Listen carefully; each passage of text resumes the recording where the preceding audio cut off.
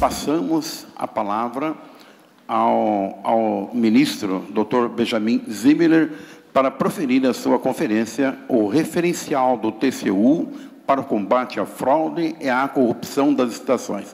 Senhor ministro, Vossa Excelência está com a palavra. Muito obrigado a todos. Bom dia. Quero saudar o Dr. José Sebastião de Oliveira, o nosso professor catedrático Eduardo Vera Cruz Pinto, da Faculdade de Direito da Universidade de Lisboa, ao amigo, professor Dr. Francisco Pedro Jucá, dizer que é uma honra estar aqui, poder participar desse evento e compartilhar essa mesa com figuras tão ilustres e preeminentes nessa área do direito financeiro. Bem, basicamente, eu pretendo falar sobre a experiência do Tribunal de Contas da União, que acabei vivenciando, fruto da relatoria de alguns processos e que diz respeito, basicamente, ao combate e ao cartel, à estrutura de cartel que foi implementada principalmente no âmbito da Petrobras e que todos nós da sociedade acabamos tendo ciência a partir da Operação Lava Jato, que desvendou um esquema endêmico de corrupção nas estatais, em particular, nas estatais brasileiras, e em particular na Petrobras. Obviamente que os tribunais de contas, eles não têm o instrumental necessário para a detecção do fenômeno do cartel. O cartel, tal como estabelecido, como uma fraude, significa acordos explícitos ou implícitos, em regras implícitas, em que há combinações tratativas que definem favorecimentos a determinadas empresas, de forma que elas possam controlar os preços, ou dividir mercados, ou aumentar os seus lucros. E todos sabem, afinal, fruto das delações premiadas, dos acordos de leniência, das investigações conduzidas no bojo da Operação Lava Jato, que houve, sem dúvida, a atuação de grupos de empresas de empreiteiras, no início 9 empreiteiras, depois 16 empreiteiras, que controlavam basicamente as licitações na Petrobras, combinando quem seria o vencedor, as propostas de cobertura e mais que a definição de quem seria o vencedor, combinavam os preços e por certo, houve uma contaminação generalizada no âmbito da Petrobras da atuação desse cartel, que espraiou os seus tentáculos, os seus domínios para outras estatais, e, obviamente, que essa história ainda está sendo contada no âmbito da Operação Lava Jato e em outras operações da Polícia Federal, do Ministério Público e tratadas pelo Poder Judiciário. Nós, quando assumimos o Tribunal de Contas, a presidência do Tribunal em 2011, 2012, eu já contei isso, não me canso de contar. A primeira coisa que eu busquei fazer foi procurar a presidente Dilma para mostrar o desconforto que nós tínhamos em relação à Petrobras. Por certo, como eu disse, o tribunal não tem condições de analisar e desvendar uma rede criminosa de empresas que envolvia empresas, e muito além das empresas, diretores, gerentes da Petrobras, partidos políticos, agentes políticos. Mas, com o que nós tínhamos dentro da opacidade natural que resulta da nossa incapacidade de investigar de forma vertical os crimes, nós vimos que as licitações da Petrobras, as grandes licitações para as refinarias, dezenas de bilhões de reais, de dólares mesmo, invariavelmente os preços vitoriosos estavam muito próximo dos preços máximos que o edital de licitação estabelecia. Era sempre 99% do preço máximo, 98,7%, e aparentemente tudo levava a crer que havia uma concorrência, uma disputa, porque havia sempre 4 empresas, 3 consórcios, 5 consórcios, e o preço não caía.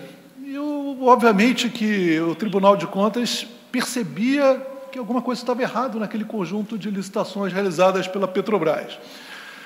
Na fiscalização dos contratos, a Petrobras também não manifestava nenhum desejo sincero de colaborar, de aprofundar as investigações. Os dados eram em regra, negados ao tribunal ou apenas fornecidos de uma forma precária, dentro de prazos que eram eternamente dilatados, e havia sempre menção a um sigilo negocial, um mito quase divino que impedia que a Petrobras pudesse ter as suas ações descortinadas pelo tribunal, com enormes dificuldades que o tribunal tinha para a fiscalização da Petrobras. E por isso fui a presidente dizer do desconforto que nós tínhamos com relação à Petrobras. E, em particular, o ministro Biratã Aguiar, que me antecedeu na presidência, teve também todos os problemas do mundo com a Petrobras, e foi uma época em que nós apontamos irregularidades em diversos contratos de refinarias da Petrobras. O Congresso Nacional, e fizemos a recomendação para que essas obras fossem paralisadas. O tribunal tem esse poder, fruto das LDOs. O Congresso Nacional anuiu a nossa recomendação, determinou a paralisação de diversos contratos de refinarias, de grandes refinarias, onde o tribunal tinha apenas indícios, nem de longe tinha a noção da complexidade e do conjunto de ilicitudes perpetradas, mas já tinha a noção de que havia erros grosseiros ocorrendo nesses contratos. E houve aquele veto do presidente Lula, que foi muito comentado, o veto à LDO, e, com isso, aquelas obras não foram descontinuadas, mas elas seguiram ainda eivadas dos vícios e dos erros grosseiros que mais tarde foram absolutamente revelados para a sociedade. Bem, isso tudo mostra um contexto e mostra a dificuldade que o tribunal tem para controlar a atuação em cartel de empresas que eventualmente queiram burlar ou controlar mercados no seu contato com o Estado brasileiro.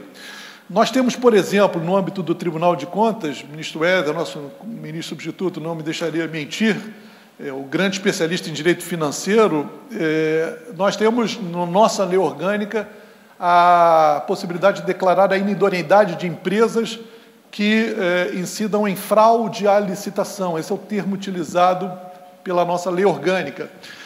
E, na verdade, nós raramente usamos esse dispositivo para grandes empreiteiras, para grandes empresas. Em regra, as condenações feitas pelo tribunal são de pequenas empresas, micro e pequenas empresas, que fazem declarações de que são micro e pequenas empresas, mas é facilmente demonstrável que elas têm uma receita bruta anual superior ao limite para micro e pequenas empresas, ou aquelas licitações feitas em municípios muito pobres do Brasil, em que os erros são grosseiros e as propostas são feitas da mesma máquina de escrever, com a mesma falha num determinado tipo. São basicamente os casos em que a fraude à licitação é demonstrada de uma forma inconteste pelos parâmetros objetivos que chegam aos processos de contas do tribunal. Nós nunca condenamos, antes da Lava Jato, uma empresa, uma grande empreiteira, uma grande empresa, porque não tínhamos condições de provar a fraude à licitação, a vontade preordenada dos representantes da empresa no sentido de combinar preços, fraudar a licitação, operar na forma de cartel. Muito diferente agora, quando nós estamos diante dos processos da Lava Jato. O juiz Sérgio Moro facultou ao tribunal o acesso às demonstrações contábeis, aos documentos fiscais das empresas, das empreiteiras contratadas pela Petrobras. Ou seja, o tribunal hoje pode requisitar diretamente a uma empreiteira, a Norberto Odebrecht, a Marco Correia, a documentação que prove a relação econômica da aurida de um contrato entre a Petrobras e a empreiteira. E, mais ainda, todos os dados dos processos penais em curso foram disponibilizados ao tribunal, fruto de mandado de busca e apreensão e muitas outras fontes de investigação. Isso dá ao tribunal uma possibilidade absolutamente não usual para analisar a fraude à licitação.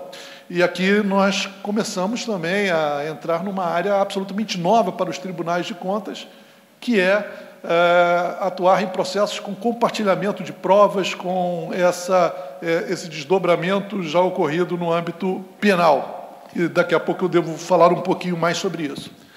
Mas nós, no Tribunal de Contas, estamos preocupados em fazer aquilo que só nós podemos fazer, que é a análise de cada contrato e do sobrepreço embutido em cada proposta e do superfaturamento incorrido em cada contrato. Isso é algo que exige uma qualificação técnica, uma equipe qualificada tecnicamente, capaz de perscrutar todas as tratativas e evolução das obras de enorme complexidade. Estamos falando, por exemplo, de Abreu e Lima, eu sou relator de Abreu e Lima, de um conjunto, de uma obra que custou, até hoje, 23,5 bilhões de dólares.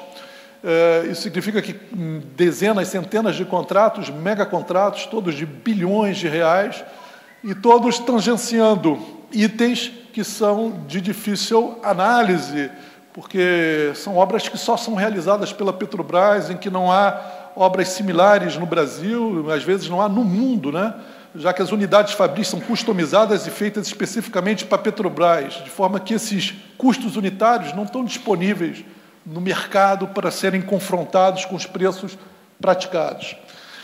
Nós tomamos à frente desse desafio e hoje nós temos um conjunto de processos que vai tentando calcular os sobrepreços embutidos em cada um desses contratos. A tarefa hercúlea, eu diria que é uma tarefa quase impossível de ser realizada, pelo gigantismo, pela necessidade de equipes e uma quantidade de pessoas que nós não temos, o nosso corpo técnico é limitadíssimo. Esse é um dos grandes problemas que o tribunal hoje vivencia. O tapete é curtíssimo, puxamos para um lado, para o outro, e sempre uma zona fica descoberta.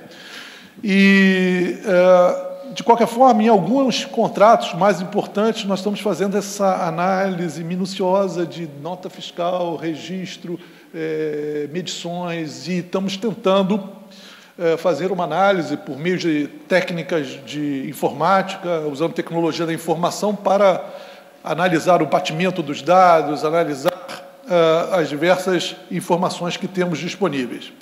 Mas esse é um caminho que vai demandar alguns anos de trabalho do tribunal com equipes que talvez o tribunal não tenha.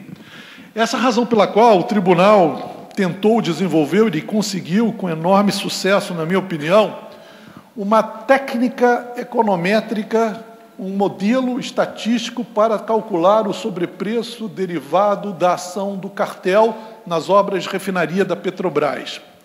Nós fizemos um estudo estatístico, pegamos algo como 156 contratos entre 2002 a 2015, acima de 100 milhões de reais. Esse corte é absolutamente necessário. Escolhemos processos e contratos e licitações onde já havia atuação do cartel, outros não havia atuação do cartel. Utilizamos métodos matemáticos de regressão, buscamos, na verdade, definir um modelo matemático que pudesse reproduzir o que ocorreu na Petrobras com e sem a atuação do cartel. E conseguimos um sucesso muito interessante, ou seja, estabelecemos algo como 18 variáveis, refinamos para 15 variáveis, e conseguimos obter, então, uma curva, simplificadamente, uma curva que representa a atuação das empresas quando confrontadas nas licitações, quando se confrontavam nas licitações da Petrobras. E deduzimos desse estudo que, quando as empresas operavam em cartel, o preço vitorioso estava, em regra, 7% acima da estimativa da Petrobras. Quando o cartel não atuava de forma explícita, o preço era reduzido para 10% abaixo da estimativa da Petrobras. De uma forma simples, a diferença entre os preços vitoriosos em licitações com a atuação do cartel e sem a atuação do cartel é da ordem de 17%. Esse preço é um preço médio, absolutamente coerente com o que é dado na literatura internacional sobre cartéis. Esse overcharge que é mencionado na literatura de outros países ele se situa entre 17% e 21%, é padronizado, e submetemos essa nossa avaliação a consultores internacionais e mesmo brasileiros que verificaram uma precisão extraordinária no trabalho estatístico, o que demonstra, de forma bastante evidente, que o cartel operava de forma centralizada, havia uma vontade centralizada que dava as cartas no cartel, porque a possibilidade de você conseguir reproduzir matematicamente esse comportamento humano só existe quando ele é padronizado, quando ele segue um roteiro intelectual centralizado. Se não houvesse essa centralização, a regressão seria menos precisa. A regressão é uma das mais precisas, o que significa, que comparadas com outras feitas no mundo, o que significa que a operação centralizada ocorreu, e essa é quase uma prova matemática da ocorrência do cartel. É bastante interessante isso que nós colocamos e ficamos, de certa forma, surpreendidos de forma negativa com a organização do cartel que foi formado para roubar a Petrobras. Há uma tendência no tribunal de começarmos a calcular alguns dos sobrepreços desses contratos pelo método econométrico. Talvez eu traga, óbvio, eu tenho os limites do que eu posso dizer como magistrado, eu me submeto às regras da LOMAN, portanto, não posso antecipar nada do que pode ser feito, mas há uma tendência natural de nós buscarmos a metodologia econométrica para quantificar esses sobrepreços. E já antecipo que é um valor muito conservador, porque ele parte da ideia de que o orçamento da Petrobras é preciso e o sobrepreço decorre somente da atuação do cartel. E, na verdade, o cartel já atuava também quando da confecção do orçamento estimativo da Petrobras.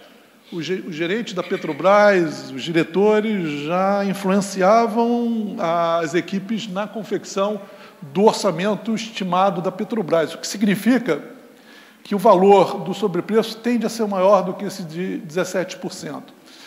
E tende mesmo a ser maior. Nos casos em que eu fui relator, e em muitos outros, nós, por exemplo, temos análises sobre a unidade de coqueamento retardado de Abreu e Lima, Tubovias, em Abreu e Lima também, nas unidades de hidrotratamento de Abreu e Lima, nós verificamos que os sobrepreços incidentes sobre as amostras que nós coletamos numa análise de formiga, nota fiscal, podia chegar a 80%, 60%, mas óbvio que depois, dividido pelo valor do contrato e, eventualmente, por aditivos, esses valores caíam para 20 e tantos por cento, e o que demonstram que, se as nossas amostras forem ampliadas, o que significa um trabalho ainda mais gigantesco, nós teremos, eventualmente, uma probabilidade grande de encontrarmos sobrepreços superiores a esses 17%, aos 20% que menciono. Mas nós já estamos chegando a números tão elevados e de um patamar tão alto que começamos também a discutir a eficiência dessa análise de formiga, vai envolver anos de trabalhos de equipes, versus a possibilidade de recuperação desses débitos. Só para que vocês tenham uma ideia, no TCU hoje, de empresas envolvidas na Lava Jato, somente Petrobras, eu estou falando de Reneste, Abreu e Lima, Repar, Comperge, Premium 1, Passadina, nós temos algo como 9 bilhões de reais, 8,9 bilhões de reais, valores elevadíssimos, que são imputados obviamente estamos em fase, cada processo está numa determinada etapa, toda a necessidade de citação, oitiva, há medidas cautelares em alguns desses processos, com disponibilidade de bens, outros já há citação, já estamos quase em vias de decidir no mérito, outros não, outros ainda a fase de instauração de TCE ainda não se... A fase de instauração de TCE não se seguiu a citação. De qualquer forma, esses são valores gigantescos, muito elevados, e nem de longe representam a totalidade do estrago que pode ser feito, ou do estrago que foi feito. Esses são apenas os processos que já há uma citação, uma pré-quantificação do débito. Há muitos outros em que não chegamos a essa etapa. A gente estima que, no mínimo, o débito, no âmbito da Petrobras, deve chegar a algo como 29 bilhões de reais.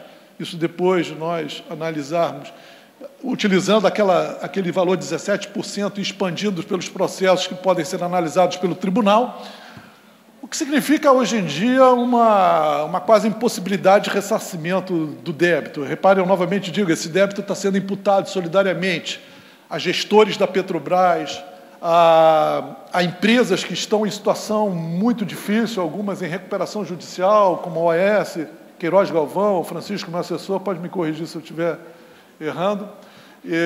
Outras empresas estão em vias de buscar a recuperação judicial e outras estão com enorme dificuldade também de fazer frente às suas situações, aos seus créditos de curto prazo.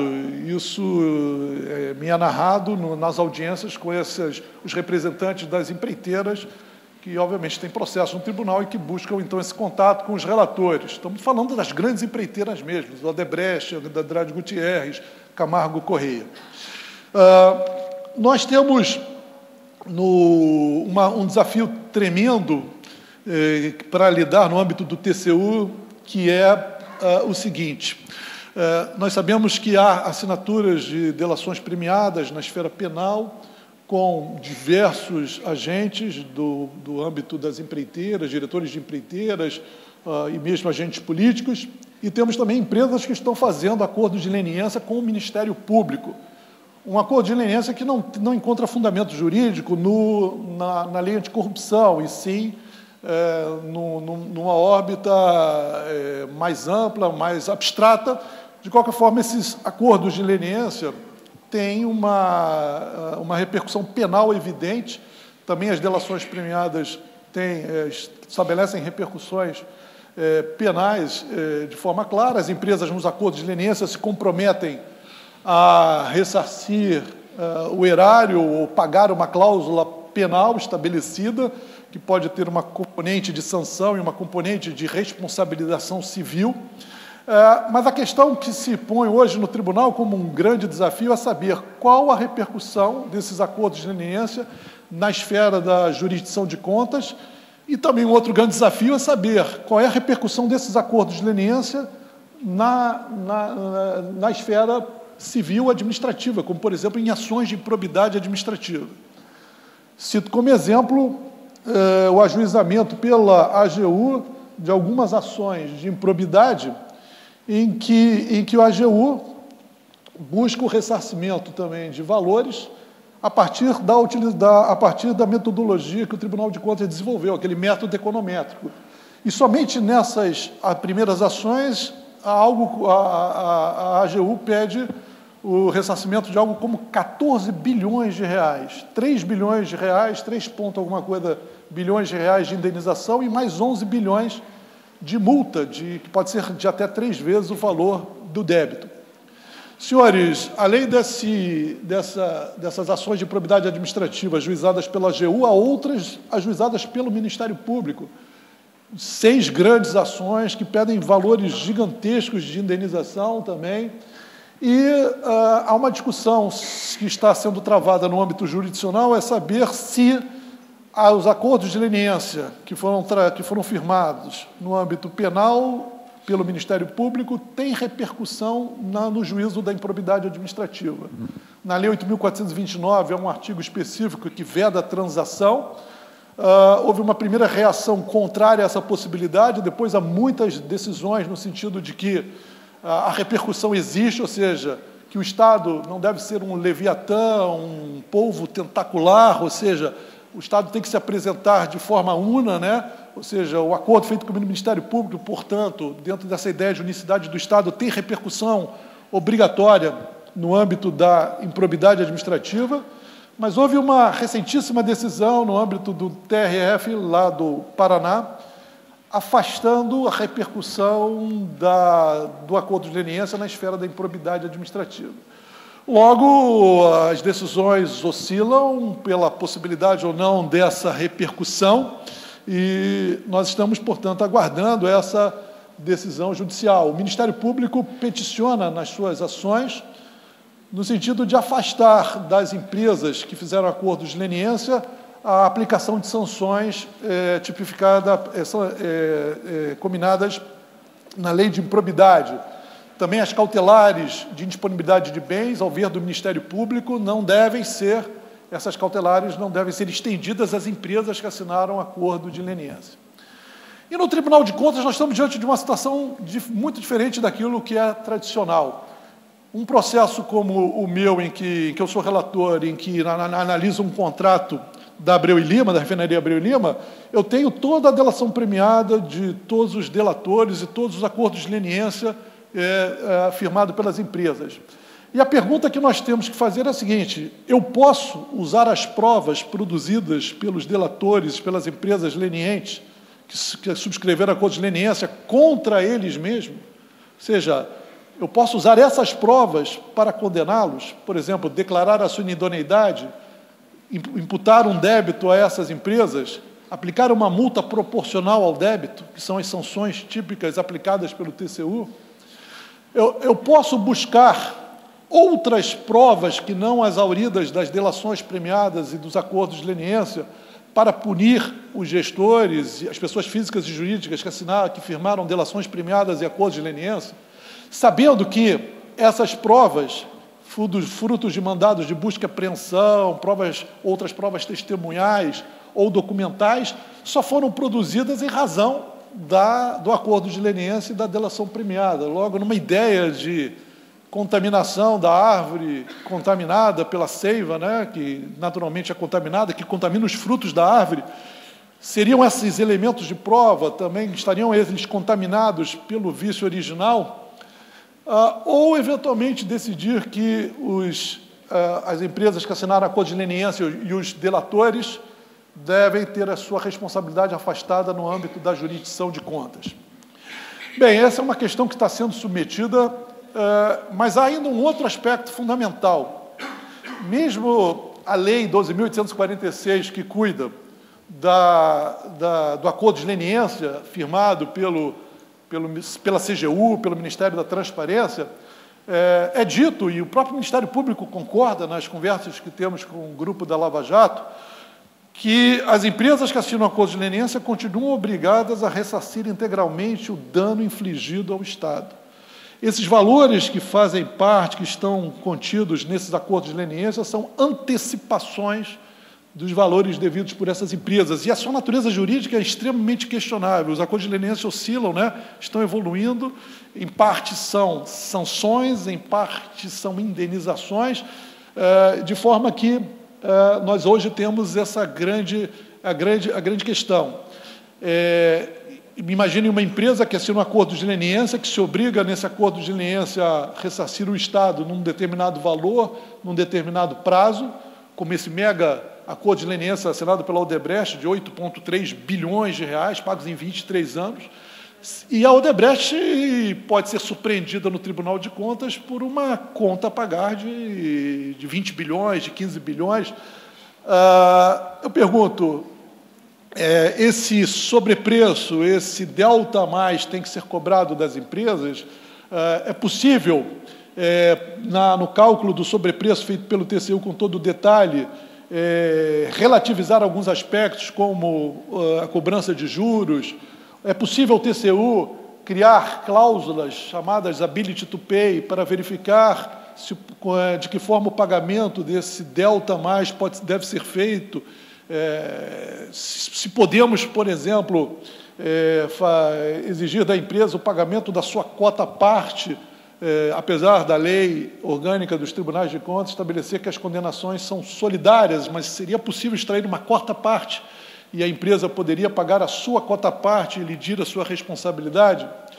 São todas questões que estão sendo discutidas hoje num processo, num leading case, que é capitaneado pelo ministro Bruno Dantas, que está à frente de um processo de Angra 3. E, neste processo, o Tribunal de Contas, a partir de conversas com o grupo da Lava Jato, suscitou a possibilidade do grupo de procuradores da Lava Jato elaborarem um recall dos acordos lenienses assinados com 3 empresas, no caso de Angra 3, Camargo Correia, Andrade Gutierrez e Odebrecht, né? E, nesses casos, as empresas se comprometeriam, em aditivos ao acordo de leniência, a colaborar com a jurisdição de contas, trazer os elementos para o cálculo do débito, se comprometem a pagar o valor do débito e a não recorrer das nossas decisões. Em contrapartida, nós vamos estudar a possibilidade de mitigar as sanções que podem ser aplicadas a ela, inidoreidade, multa de 100% do débito, e no cálculo do débito utilizar alguns mecanismos que possam diminuir a repercussão do débito para a empresa, como não incidência de juros, como a cláusula ability to pay, estendendo o pagamento por um período que permita à empresa lidar com valores tão expressivos. Senhores, são questões dificílimas. O grupo de procuradores já pediu ao TCU a prorrogação desse prazo por mais 60 dias. Nós estamos aguardando. E, em síntese, para concluir, e, no fundo, eu quis mostrar para vocês, dar um panorama do que hoje estamos vivenciando no âmbito da jurisdição de contas em relação a essas novidades da Lava Jato. Tudo isso é muito novo, não estamos acostumados a tratar de questões desse tipo. E dizer que o que se espera, eu acho, que do Estado brasileiro é que haja uma interlocução entre as esferas de controle. Não é nada fácil. Nós atuamos como ilhas no âmbito do controle do Estado brasileiro, AGU, CGU, Ministério Público, Tribunal de Contas, a todas as dificuldades possíveis para essa interlocução. Os tribunais de contas têm uma forma de colegiado, têm um formato judicialiforme, é o termo que a gente usa, ou seja, tribunais não negociam necessariamente, tribunais decidem, né? Mas é preciso criar formas novas de aproximação com as outras esferas de controle do Estado brasileiro. Ou seja, o grande medo é do insucesso da ideia de acordos de leniência, se, afinal, aqueles que puderem assinar os acordos de leniência perceberem que estão diante de um quadro em que seja insegurança jurídica, insegurança econômica. Ou seja, os acordos de leniência têm, sem dúvida, o objetivo de permitir ao Estado aprofundar as investigações, mas tem também, de forma reflexa, o objetivo de buscar a manutenção da atividade econômica das empresas. E nós estamos falando de empresas gigantescas como a Odebrecht, com 200 mil empregados, inúmeros terceirizados, e as soluções dramáticas, elas são difíceis. Num sistema capitalista, é óbvio que há os mecanismos de superação das crises, das substituições dos agentes que, eventualmente, não tenham condições de competir no mercado.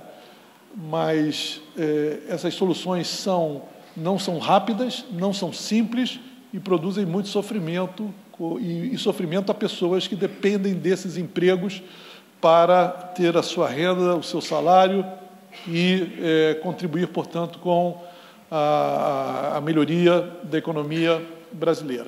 Bem, são essas as questões, muito mais do que respostas, eu compartilho dúvidas e desafios e espero poder contar com a ajuda de vocês se alguém puder colaborar nessas discussões muito densas que estamos realizando no âmbito do Tribunal de Contas. Muito obrigado pela oportunidade.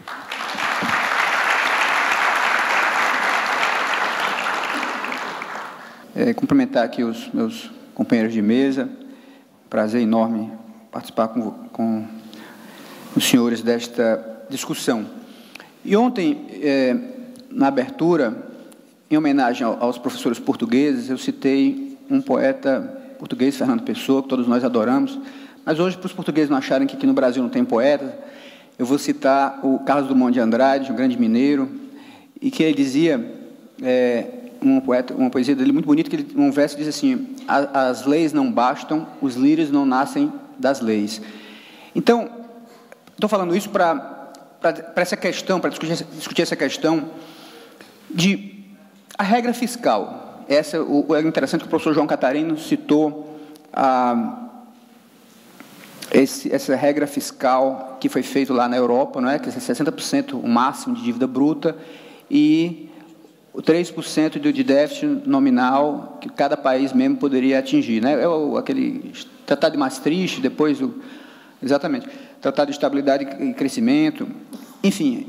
E, ao mesmo tempo, a gente viu, estava lá, é um tratado que vale como Constituição, né?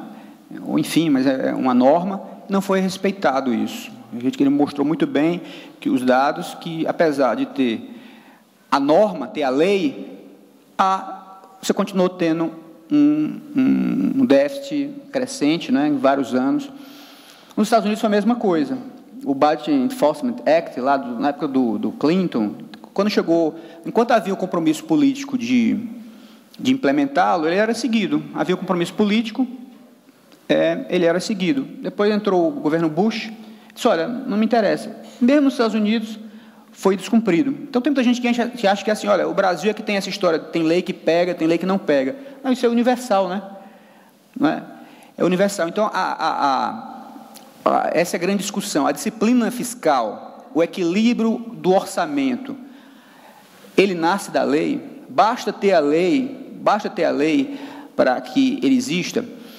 E aí, essa é a grande questão. Olha, no Brasil, quando a gente pegou em 99, 98, 99, a gente começou a discutir a LRF, a Lei de Responsabilidade Fiscal. Em 2000, aprovamos a Lei de Responsabilidade Fiscal. Era o quadro. Qual era a grande promessa da Lei de Responsabilidade Fiscal? Olha, é o equilíbrio intertemporal do orçamento que teremos daqui para frente. Não teremos mais déficit. O Brasil agora terá responsabilidade, teremos o equilíbrio, enfim. Todo aquele quadro negativo que estava na época, com a Lei de Responsabilidade Fiscal, a promessa dela era que iria acabar. Não é isso? Ora, mas se é assim, se a LRF tinha essa promessa, como o nome diz, responsabilidade fiscal, por que então a despesa pública evoluiu tanto ao longo dos anos? Esse quadro aqui, a despesa pública federal, ele evoluiu de 15% do PIB lá em 2000, quando foi aprovada a LRF, para 20% do PIB em 2016.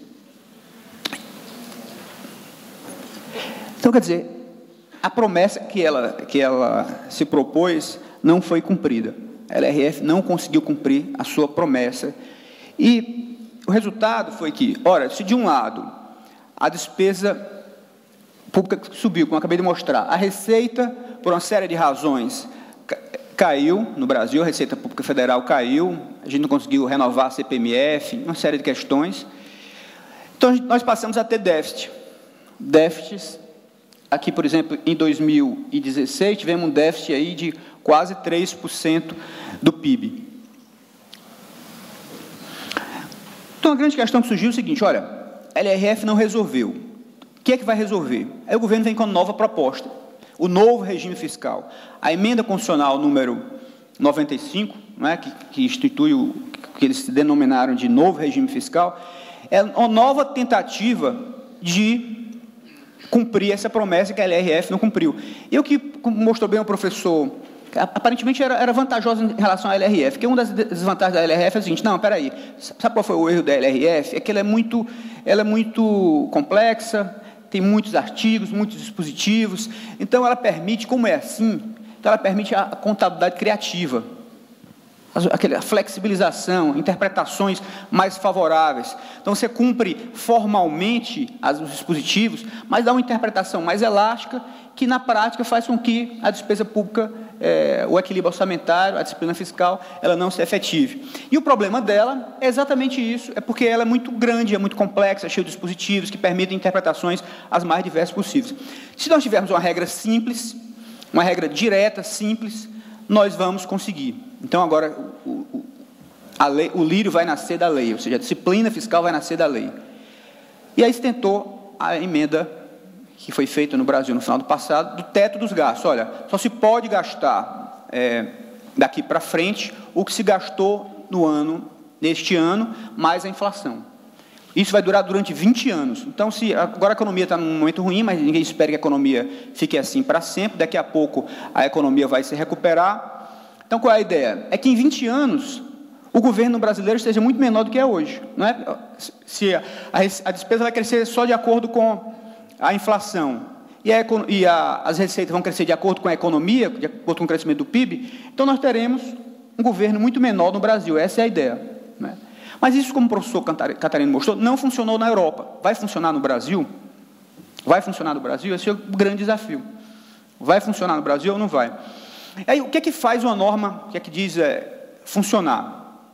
É que se diz o seguinte, olha, na verdade, por isso muita gente é contra a regra fiscal, quando a gente olha a literatura internacional, muita gente diz, olha, isso não funciona, isso não funciona, porque o que funciona, de fato, é o compromisso político. O Brasil conseguiu, nos primeiros anos da LRF, a gente teve um superávit enorme, os 2, 3, 4 primeiros anos da LRF. Aí o pessoal diz assim, está vendo, a LRF está funcionando.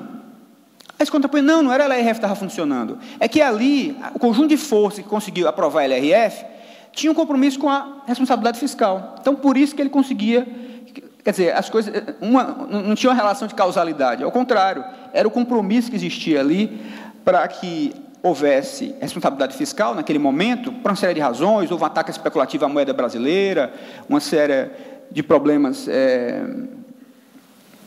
que exigiam, né, uma crise de confiança da moeda brasileira, do real, que exigiam uma responsabilidade fiscal. Logo quando isso se afrouxou, quando isso deixou de existir, esses condicionantes, o mercado deixou de pressionar tanto, logo se afrouxou também a responsabilidade fiscal. Quer dizer, a LRF não foi capaz de conter esse ímpeto. Então, a grande promessa, a grande pergunta é essa: esse novo regime fiscal, essa nova emenda, vai conseguir conter a irresponsabilidade fiscal, o desequilíbrio orçamentários, ou não? Ela vai ser efetiva ou não? Vai ter efetividade ou não? Então, nós não sabemos ainda, mas essa é a discussão. Então, a primeira pergunta é, por que o orçamento cresce tanto? Por que as despesas tendem sempre a crescer? Então, tem essa teoria, que eu gosto muito, é que vê o orçamento público como um fundo comum. O fundo comum é aquele no sentido de que, o grande exemplo do fundo comum é o mar, por exemplo, tem lá os peixes pertencem a qualquer um que coloque seu barco lá e pegue. Então, quando a gente olha os fundos comuns, no mundo todo, quando há intervenção, há uma tendência a se exaurir o recurso. Aqui no Ceará mesmo, a lagosta está acabando. Então, teve que ter uma intervenção governamental para proibir a pesca da lagosta em certo período, porque cada um ia lá, tirava o máximo que podia, porque se eu voltar amanhã não tem mais lagosta, então eu vou tirar o máximo esse ano, e ano que vem não tem mais. A mesma coisa, o pargo aqui, isso no mundo inteiro, né? Há uma tendência à exaustão, ao exaurimento desses recursos naturais, que são fundos comuns. Então, o orçamento existe dessa forma também. Olha, cada um tem um orçamento, tem uma tendência, um incentivo a tirar o máximo possível do orçamento. Cada categoria profissional, por exemplo, que é o máximo, a história do umbigo, de novo, do professor, cada um quer tirar o máximo. Os juízes querem ganhar o máximo possível, os professores querem ganhar o máximo possível, os auditores querem ganhar o máximo possível, os servidores do Tribunal de Contas querem ganhar o máximo possível, enfim, todos querem o máximo possível, não é? E cada um pressiona e quer um pedaço maior desse orçamento. Aí o orçamento tende a ficar cada vez maior, porque ninguém está olhando o todo, cada um está olhando só o seu, ninguém está olhando, olha, mas espera aí, mas vai ter déficit público com isso, o orçamento público vai ficar desequilibrado. Cada um, isso é muito menos relevante do que ter aquele benefício direto, quer dizer, porque o benefício do equilíbrio fiscal, da disciplina fiscal, é um benefício difuso, beneficia todos, enquanto que o ganho do orçamento, a minha parcela maior, é um benefício individualizado. Por isso tem uma tendência a crescer sempre o orçamento. E é uma teoria bastante razoável, a gente vê isso na prática, os grupos de pressão pressionando cada um por uma fatia maior do orçamento público, e isso faz com que o orçamento cada vez cresça mais. Então, qual é a ideia, a grande ideia dessa PEC do teto? Talvez uma virtude que ela tenha, é tentar quebrar essa lógica. Tentar quebrar essa lógica. Cada um quer o máximo desse fundo comum, que é o orçamento público. E como é que ela procura fazer isso? Na medida que ela tenta explicitar os custos de oportunidade para a criação de novas despesas. Porque na medida que tem um teto, lá no Executivo diz o seguinte, olha, então se amanhã tem um teto do Executivo, ele só pode gastar o que gastou este ano e não pode gastar mais, no máximo, a inflação. Pois bem, então amanhã os procuradores federais reivindicam salários mais altos. Se eles obtiverem sucesso, significa que tem um espaço menor para o juiz. Se o juiz também obtiver sucesso, significa que tem espaço menor para os servidores do TCU. Então, quer dizer, você explicita aí, do TCU não porque é outro teto, porque já é outro poder, mas, enfim, qualquer outra categoria dos servidores públicos federais. Da mesma forma, programa, assim pensarmos, olha, se a saúde, há um lobby muito grande no Brasil, dois lobbies muito fortes, grupos de interesse atuando no Congresso, um da saúde, outro da educação, fortíssimos. Então, se a saúde, antes do teto, se a saúde conseguia mais recursos, conseguia nova vinculação, mais recursos, o pessoal da educação pouco importava, ou importava muito menos. Agora, quem é da educação, quem é de todas as outras áreas, vai ficar atento que mais recursos para a saúde significa menos para a educação, e menos para saneamento, e menos para... Então, é muito mais explícito. Essa talvez seja a grande vantagem, pelo menos eu tento fazer isso, olha, esse teto vai explicitar os custos de oportunidade. O orçamento vai ser muito mais debatido a partir de agora, né? Deixa de ser uma peça de ficção, cada um olha, não se importa com o outro, porque os custos do aumento de uma categoria de profissional ou de um programa de determinada área de despesa pública acaba impactando os outros. Pois bem, essa é a lógica, é a esperança de quem aprovou. Mas quais são as dificuldades para a implementação? Vai dar certo ou não vai? A história do Drummond, vai nascer da lei ou não? A responsabilidade fiscal. Primeiro, tem uma série de despesas que elas crescem independente de pressão, de grupos de pressão. O grande problema, por exemplo, é previdenciário no Brasil, né? Faça qualquer coisa, se não fizer nada, a despesa previdenciária vai crescendo, as pessoas estão envelhecendo, não é? É um quadro crítico no Brasil nesse campo, um envelhecimento muito rápido da população, em pouco tempo, os gastos previdenciários estão subindo muito. Eu não trouxe a tabela aqui, mas é muito fácil constatar que os gastos, previdenciários cresceram muito. Então, pressiona, gasto previdenciário maior, pressão sobre os demais gastos. Por isso que o governo, assim que aprovou a emenda do teto, ele mandou a emenda da reforma da Previdência. Há muita gente que disse ter sido o contrário. Primeiro a reforma da Previdência, depois a emenda do teto, porque você acabou criando uma restrição enorme para os outros. Então, todas essas despesas que crescem vegetativamente, gasto pessoal também tem um crescimento vegetativo grande, mas principalmente previdência, eu acho que esse é o principal problema. E o segundo problema, esse também gravíssimo, difícil, é que quem era forte antes da emenda, setores mais organizados, grupos de pressão mais fortes, vão continuar fortes depois da emenda. Quem era fraco antes da emenda vai continuar fraco. Ora, então, os grupos mais organizados da sociedade, quaisquer que sejam, vão continuar pressionando. O poder de pressão deles é maior do que os grupos mais fracos. Será que a gente não vai, então, já que tem um teto, está limitado, nós não vamos condenar a inanição os grupos mais fracos? A gente pegar, por exemplo, o crescimento de algumas despesas fundamentais no Brasil. Olhar que cresceram muito pouco, por isso que a gente tem grandes problemas hoje. Por isso também, por exemplo, saneamento básico, extremamente importante. Como o grupo de pressão do saneamento não é forte como de saúde, o saneamento no Brasil, gastos, se a gente pegar com a proporção do PIB, caíram muito. Enquanto isso, gastos com saúde subiram muito. Porque os grupos de pressão de saneamento são muito fracos, enquanto que os grupos de pressão de saúde são muito fortes. Isso vai continuar depois da emenda.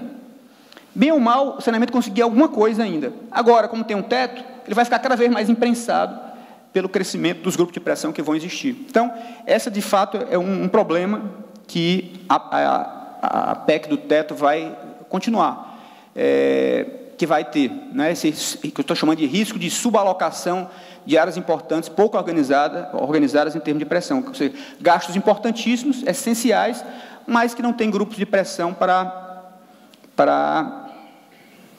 pressionar, para organizar, não são fortes o suficientes, áreas, setores, enfim, importantíssimos, mas que não são bem organizados. Bom, eu acho que como o tempo é limitado, em vez de passar eu ia explicar os principais dispositivos, mas eu acho que isso são detalhes, eu vou passar logo mais para a parte final, eu acho que é mais importante. Esses são os principais dispositivos da PEC, são apenas detalhes. Um aspecto, por exemplo, que ela é por poder, na verdade não tem um teto no Brasil, tem 15 tetos, né? Tem um teto do Supremo, do STF, tem um teto do STJ, tem um teto do CNJ, tem um teto da Câmara dos Deputados, tem um teto do TCU. Cada poder no Brasil tem o seu próprio teto, e cada poder é órgão autônomo. 10 minutos, né? Tá bom. Então são 15 tetos, né? E pode ter compensação entre eles? Não, compensação só dentro do poder. Por exemplo, no judiciário, sim. O STJ pode negociar com o Supremo e na LDO se negociar olha, STJ, não um pouquinho no teu teto aí, isso é possível, no ano seguinte a gente compensa, na LDO, mas o STJ não pode ceder o seu teto para o TCU, que é do Poder Legislativo, nem para a Câmara dos Deputados, nem para o Poder Executivo, então é só dentro do Judiciário, essas negociações que podem acontecer no âmbito da LDO, são as compensações que estou chamando. Gostou da ideia, né? Uma fragilidade, a história apesar de ser uma regra simples, como estava falando, por isso mais facilmente implementável, é um ponto fraco, aqui pode ser uma válvula de escape, os criativos, sempre aparecem muitos criativos, em todo lugar sempre alguém tem uma ideia brilhante para furar o teto, são os créditos extraordinários, que no Brasil, como a gente viu, apesar de a Constituição dizer que só para atender despesas imprevisíveis e urgentes, como as decorrentes de guerra, como ação interna ou calamidade pública, no Brasil se abriu até para publicidade, gasto de publicidade por crédito extraordinário. O crédito extraordinário está fora, ministro, do teto, por uma razão lógica, né? Puxa vida, está tendo uma guerra no Brasil, aí eu vou falar em teto, puxa vida, eu preciso gastar dinheiro, tem uma guerra aí, então eu preciso gastar, está tendo uma calamidade no Rio de Janeiro, no Ceará, não quer dizer, então eu posso falar em teto, não posso atender as pessoas, não atenda, nem que você imprima dinheiro, se endivide, mas tem que atender. Mas a questão é excepcional, é uma guerra, é uma calamidade pública, por isso que vai excepcionalizada. Só que nosso forma de flexibilizar, muitas vezes, se coloca como extraordinário, como já houve no Brasil isso, professor Catarina, gasto de publicidade por crédito extraordinário, que é para aquelas hipóteses de guerra e calamidade, então é uma válvula de escape aí que os criativos podem explorar, isso pode ser uma fragilidade da norma. E alguns pontos aqui, vou passar rapidamente, e gerou muita controvérsia, aqui a gente tem um mínimo, a educação está vinculado, 18% da receita de impostos. Também, saúde, 15% da receita corrente líquida. Isso acabou. A PEC, a emenda 95, acabou com as vinculações de saúde e educação no Brasil. Ela só garantiu um ano, 2017, a partir de 2018, a mesma regra, só reajustado pela inflação. Então, isso, ela acabou. Isso gerou certa controvérsia. E acabou também com essa vinculação que os deputados, o doutor Michel estava falando hoje sobre orçamento impositivo. No Brasil tem orçamento impositivo só para uma categoria, professor João Catarino, não sei se o senhor sabe, para as emendas dos parlamentares. Só impositivo as emendas dos parlamentares. Tudo mais é autorizativo, mas emendas parlamentares mas isso também foi acabou a vinculação de 1,2%. Ele também segue a regra geral do teto. A grande questão, vai dar certo ou não vai dar certo? Aí sempre se fala, qual é a sanção? Quem é o responsável pelo enforcement? Quem é que vai garantir que dá certo? Quem é que vai obrigar? Quem é o guardião? Para não ser, como diz o professor Francisco Pedro Jucal, o anjo da guarda da família Kennedy, né? Quem é o anjo da guarda do teto? Essa é a grande discussão. Ali o ministro Éder, para mim, o grande guardião é o TCU, da emenda do teto, da PEC do teto. É o grande guardião. Por quê? Ela não falou isso, ela só estabeleceu algumas sanções. Olha, se superou o teto, aí você não pode mais contratar servidores no ano seguinte, não pode, enfim, dar alguns aumentos, salário, esse tipo de coisa. Essa é a grande sanção. Mas, se você superou o teto, se o STJ superou o teto, o ministro-presidente não tomou nenhuma ação para conter essa superação. As contas podem ser julgadas irregulares pelo TCU? A meu entendimento, sim. É uma norma, está na Constituição, né? Está na Constituição, e seria uma grave infração à norma legal, que, em tese, o TCU poderia considerar as contas do STJ, do TST, até do Supremo, qualquer órgão, enfim, federal, irregulares, se o teto for superado. E pode aplicar sanções também.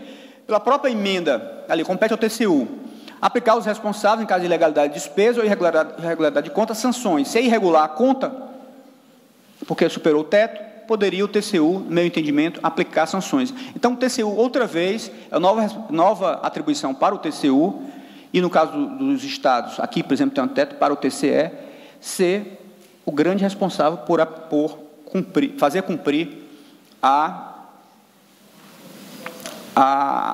emenda do teto. Então, ali, a lei orgânica do TCU. Contas não serão julgadas irregulares, práticas de ato de gestão ilegal, ilegítima, antieconômica, enfim. Essa seria uma possibilidade.